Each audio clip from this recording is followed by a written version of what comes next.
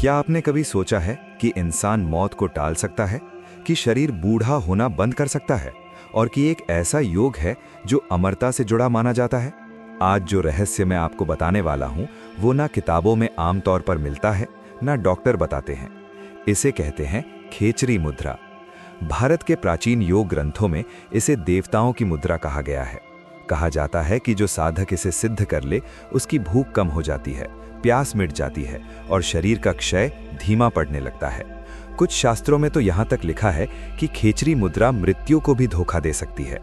इसका उल्लेख हठ योग प्रदीपिका जैसे ग्रंथों में मिलता है।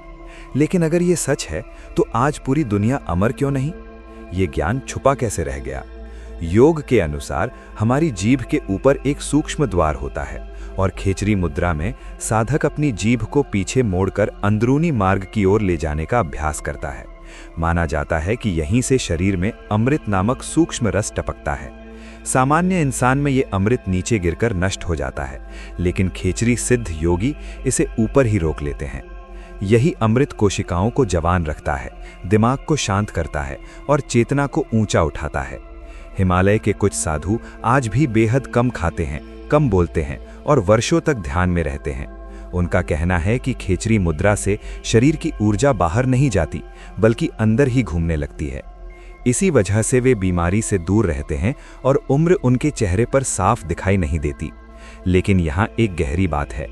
खेचरी मुद्रा शरीर को अमर बनाने से ज्यादा चेतना को मुक्त करने की प्रक्रिया है। योग कहता है, जब प्राण ऊपर उठते हैं, मन शांत हो जाता है और अहंकार गलने लगता है, तब इंसान मृत्यु से डरना छोड़ देता है। यही असली अमरता है। शायद इसीलिए ये विद्या हर किसी को नहीं दी गई, क्योंकि ये शक्ति नहीं, जिम्मेदारी है। जो इसे गलत उद्देश्य से अपनाता है, वो खुद ही टूट जाता है। खेचरी मुद्रा हमें ये नहीं सिखाती कि शरीर को हमेशा जिंदा कैसे रखें, वो सिखाती है कि आत्मा को कैसे जगाया जाए, क्योंकि जब भीतर का डर मर जाता है, तभी इंसान सच में अमर होता है।